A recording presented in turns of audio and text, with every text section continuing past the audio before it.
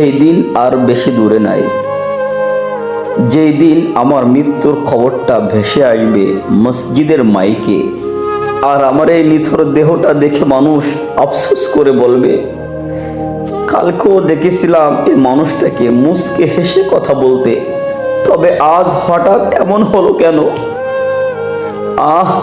মানুষটা বড্ড ভালো ছিল। কারো কারো হয়তোবা চোখের কোণে অশ্রু জমবে, আবার কারো কারো চোখ থেকে হয়তোবা দুফোঁটা পানিও গড়িয়ে পড়বে।